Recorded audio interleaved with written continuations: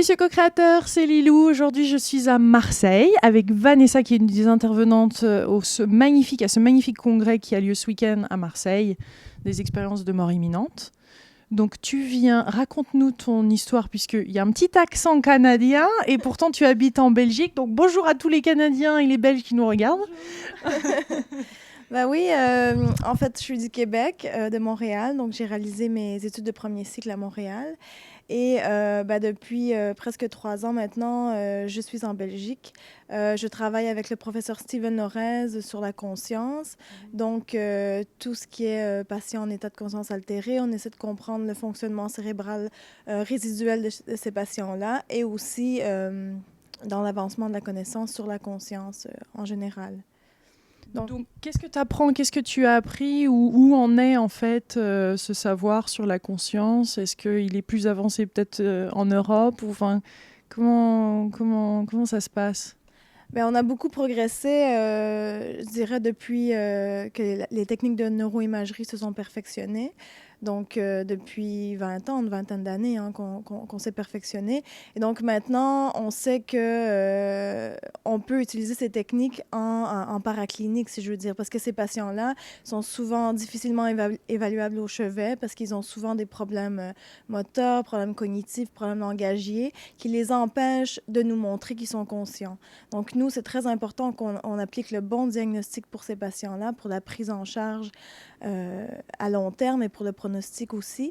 Donc, on applique maintenant l'IRMF, par exemple, l'imagerie par résonance magnétique fonctionnelle, le PET scan, qui est la tomographie par émission de positons, où là, on mesure le métabolisme de glucose cérébrale et aussi l'électroencéphalographie. Donc, là, on mesure l'activité électrique du cerveau. Et donc, avec ces techniques-là et avec les évaluations comportementales, donc au chevet des patients, on arrive à un meilleur diagnostic de cette population qui est un défi à évaluer. Qu'est-ce qui t'a plu dans tout ça? Pourquoi tu as décidé de faire ces recherches et te lancer dans cette aventure? C'est incroyable puisque tu es jeune. C'est vrai que c'est fou de vouloir aller dans un univers aussi vaste. Ben, c'est fascinant parce que je trouve que c'est un sujet, je veux dire, la conscience, c'est l'humain. C'est une question tellement humaine et c'est une question philosophique, psychologique qui relève de plusieurs disciplines. C'est vaste, comme tu dis, et c'est extrêmement fascinant. Il y a encore tellement de questions à répondre. Les patients doivent être pris en charge. Je veux dire, il y a encore un énorme pourcentage. On parle de 40% de diagnostics erronés dans cette population-là. Donc, des patients qui sont conscients, mais qu'en fait, ils ne peuvent pas le démontrer. Les gens vont les diagnostiquer à tort comme étant en état végétatif, par exemple. Donc, moi, ça m'a interpellée d'aller vers cette population-là pour essayer... une injustice. Oui, voilà, mais pour essayer de bien définir, et aussi toutes les questions de mort, et de bien définir qu'est-ce que c'est la mort, qu'est-ce que c'est la conscience, quand est-ce que... Toutes les questions éthiques aussi de fin de vie, quand est-ce qu'on peut dire que quelqu'un doit rester en vie par rapport à quelqu'un... donc, qu'est-ce que la vie, où s'arrêtent voilà, les questions comme ça, les questions d'euthanasie aussi, parce qu'en Belgique, bien sûr, c'est des questions qui sont d'actualité. Hein, donc voilà. Qu'est-ce que tu en penses donc de tout ça? Parce que la Belgique, les Pays-Bas le pratiquent, hein, mais pas la Belgique. Si, la Belgique, l'euthanasie l'euthanasie peut se réaliser en Belgique, mais c'est l'euthanasie passive. Donc, dans notre cas, les patients avec un syndrome par exemple, de conscience altérée, alors si on dit, par exemple, que quelqu'un est dans un état végétatif, donc l'état végétatif ou maintenant renommé syndrome d'éveil non répondant, donc un terme moins péjoratif pour parler de cette population-là, on sait que s'ils sont dans cet état de façon chronique, donc pendant plusieurs années, il y a certaines familles qui vont penser, moi, mon être cher, il n'aurait jamais voulu vivre dans cet état-là, donc je préférais qu'on arrête les soins chez lui. Donc, ça peut être des pratiques, c'est rare, hein, ça reste encore rare, mais c'est des pratiques qui peuvent être produits, donc où on va arrêter les traitements, par exemple l'alimentation, l'hydratation. Ça peut sembler horrible, mais je veux dire, ça peut aussi sembler horrible d'être dans un lit à vie avec une conscience souvent qui n'est pas présente. Donc, moi, par exemple, j'aimerais pas être dans une condition comme ça pendant plusieurs années. Et il y a des gens aussi qui, avant qu'il arrive un accident, ils ont fait la demande par écrit auprès de leur commune si jamais il leur arrivait quelque chose qu'ils ne voudraient pas vivre dans ces conditions-là. Donc, c'est des questions éthiques, des questions qui soulèvent beaucoup d'émoi et de conflits parfois. Mais voilà, c'est important de bien éclaircir les questions, les concepts, de faire de la recherche. La bonne médecine, c'est avant tout de la bonne recherche. Et je pense que si toutes les disciplines, on se met ensemble et qu'on travaille dans l'avancement de la connaissance, de la conscience de l'humain, on va arriver à de belles choses, oui. Quelles pour toi sont les plus grandes découvertes ces derniers mois ou cette dernière année où en voyant ça, tu t'es vraiment... Ça t'a ouvert sur un tout autre niveau de conscience? Parce que je suppose qu'on est affecté par ça soi-même dans sa vie, forcément. Quand on fait ce genre de recherche, c'est pas seulement professionnel. Oui, c'est sûr que c'est pas toujours facile, hein. Parfois, on s'attache malgré nous à certains patients, certaines familles. Mais je pense que le mieux qu'on peut faire, c'est de faire bien notre boulot, de faire tout ce qu'on peut pour avoir obtenir le meilleur diagnostic auprès de ces patients-là et de donner des réponses aux familles qui en demandent. Mais bien sûr, on ne peut pas encore répondre à toutes les questions.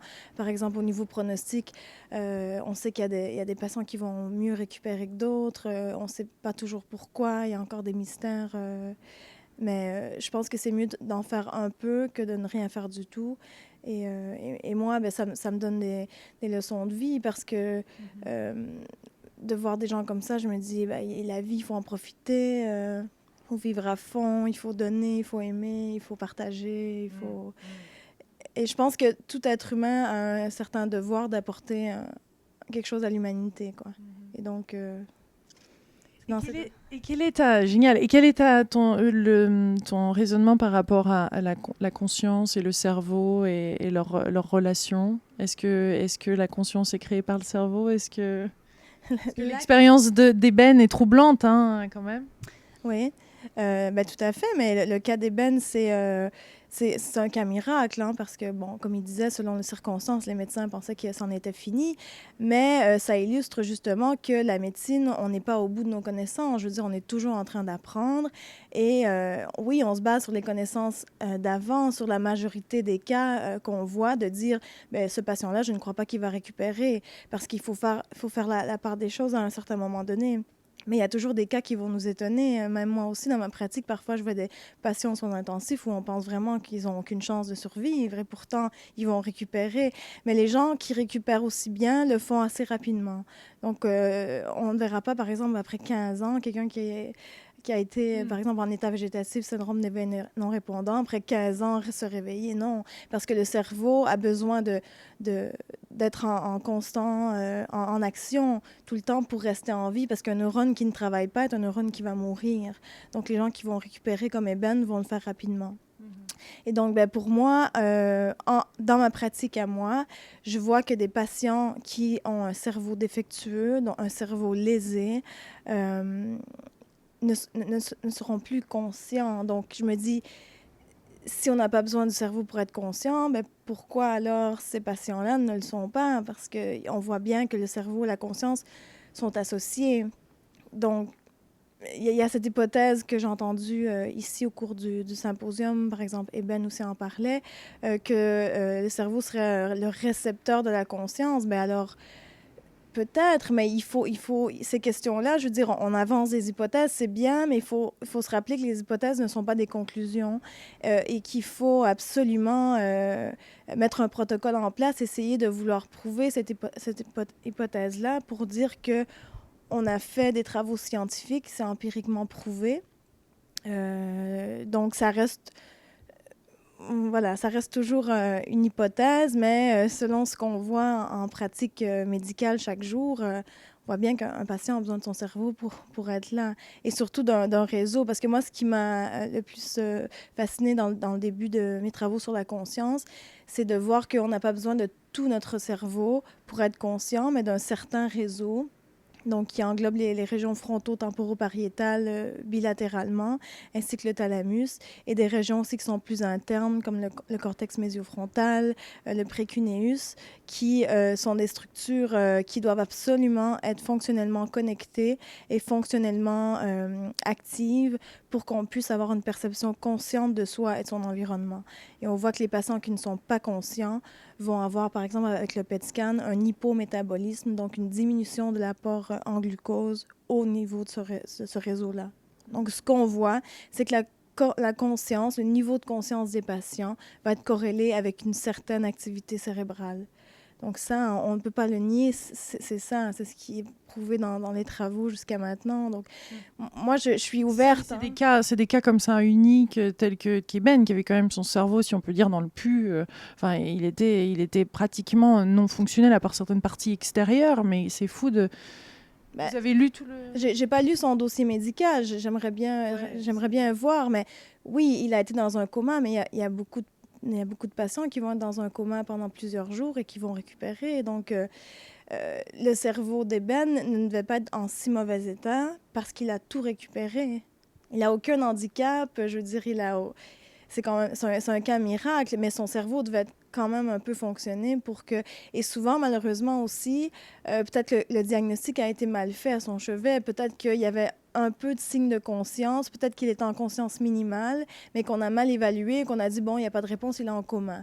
Donc, ça, on n'a pas accès non plus à ces données-là, donc on ne saura jamais ce qui s'est passé dans ces 7 jours de coma, mais... Il n'était pas en mort cérébrale, il avait encore un cerveau qui était quand même relativement actif, même si très altéré, parce que sinon, il n'aurait pas pu récupérer autant qu'il l'a fait. Donc, Ouais, mais le grand débat, c'est vrai, c'est est-ce que la conscience crée Dieu ou Dieu crée la conscience? Enfin, comme le docteur Mario Beauregard, que j'ai eu l'occasion d'interviewer et qui est aussi du Québec, parle dans nombreux de ses livres. Donc c'est vrai que c'est tout ça, on se demande, est-ce que c'est vraiment le cerveau qui a généré cette expérience, ou c'est vraiment, il était dans une pure conscience qui est au-delà de ce cerveau et il était capable de le... Peut-être, c'est pour ça que je pense qu'il parle de récepteur, hein. Il a pu recevoir cette information, mais pas la créer, la générer. Ouais, mais ça reste anecdotique. C'est troublant tout ça, hein? Ben, c'est troublant, mais je veux dire, l'être humain, on est toujours attiré, je pense, par des mystères et par des trucs un peu comme ça. Mais il faut prouver des choses comme ça. Je veux dire, si on dit oui, mais moi je dis que le cerveau c'est un récepteur, ben alors mettons en place une façon de le prouver. Et moi, je pense qu'il y travaille. Et moi, entendre des réponses comme « Ah, on peut pas parce que c'est un niveau supérieur à ce qu'on fait maintenant », ben alors comment on fait, être humain, pour en parler si c'est non accessible à nous? Je trouve qu'à un moment donné, ça devient circulaire. C'est qu'on avance des trucs, mais on peut pas les évaluer. Ben alors, il faut soit... Je sais pas, mais ça reste des hypothèses. Hein. Il faut rester ouvert aussi. Je veux dire, le sceptique, parce que souvent, les gens vont dire « Oui, mais toi, tu es une sceptique et tout ça. » Oui, mais le sceptique, justement, est ouvert à tout comprendre, à tout expliquer. Et moi, ce qui m'intéresse, c'est le rapport du cerveau, de la conscience. Et en tant que neuropsychologue, ça m'intéresse de voir quelles régions du cerveau sont associées à quel comportement, par exemple. Et dans mes recherches sur les expériences de mort imminente, je veux mettre justement en évidence un fonctionnement cérébral spécifique avec certaines composantes de l'expérience. Par exemple, qu'est-ce qui pourrait expliquer la vision du tunnel au niveau du cerveau? Bien, il y a des hypothèses au niveau des lobes occipitaux. Qui manquerait d'oxygène, donc suite à un arrêt cardiaque. Et dès lors, on perdrait la vision périphérique. Et donc, c'est une hypothèse. Bien sûr, on ne va pas tout expliquer. Et moi, je ne vais pas expliquer l'expérience de mort imminente en tant que... Je pense que personne ne pourra l'expliquer en entier. C'est une expérience qui reste humaine, qui reste subjective et qui est difficilement quantifiable, mesurable. Mais ce qu'on peut quantifier et mesurer, je pense que c'est important. Ça nous apportera beaucoup de connaissances sur la conscience. Et c'est aussi une expérience qui ne se produit pas seulement à l'approche de la mort. Hein. Il y a des gens, en s'endormant, ils vont avoir une expérience comme telle, ou en pratiquant la méditation, par exemple. Et... donc, c'est un phénomène et peut-être qu'on sera amené un jour à changer le terme. Peut-être que ce n'est pas une expérience de mort imminente, peut-être que c'est autre chose. mais c'est un fonctionnement cérébral différent. C'est comme quand le soir on va dormir, on a une activité cérébrale qui correspond au sommeil paradoxal, mais c'est un autre état de conscience.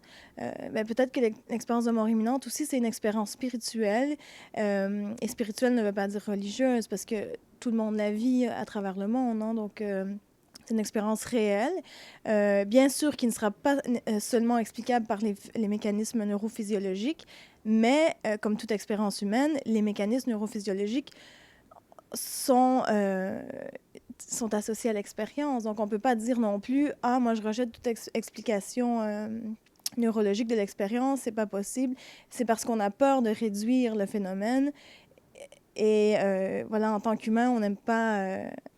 on aime bien garder certains mystères. Donc, je pense qu'il y a aussi une part de ça dans l'étude aussi. Mais bon. Donc, on doit unir nos forces, que ce soit philosophe, que ce soit médecin, que ce soit scientifique, que ce soit physicien, même les hypothèses de physique quantique et tout ça. Mais unissons nos forces, mais arrêtons de mettre des barrières, arrêtons de se fermer des portes, arrêtons de mettre tout dans des cases, de dire « Ah, toi, t'es neurologue, t'es comme ça, toi, t'es scientifique, tu penses comme ça. » C'est plus vrai maintenant. Les gens s'ouvrent, la science, pour avancer, doit s'unir, on doit s'unir. On doit arrêter de... Et être ouvert. Oui, être ouvert. Qu'on soit n'importe quelle opinion qu'on attache à un phénomène, il faut quand même être ouvert aux opinions des autres. Parce qu'une fois qu'il y a une découverte, c'est vrai ou qu'on fait soi-même une découverte, on s'arrête à cette découverte, alors qu'en fait, il y a encore certainement un autre niveau à accéder, mais là, il faut encore une énorme ouverture pour aller au-delà de ça. C'est quand même un sacré travail que vous faites. Oui, c'est comme toute découverte implique un changement, et les changements, c'est déstabilisant, bien sûr, mais si on veut honnêtement étudier un phénomène, je pense qu'il faut s'unir et il faut ouvrir son esprit.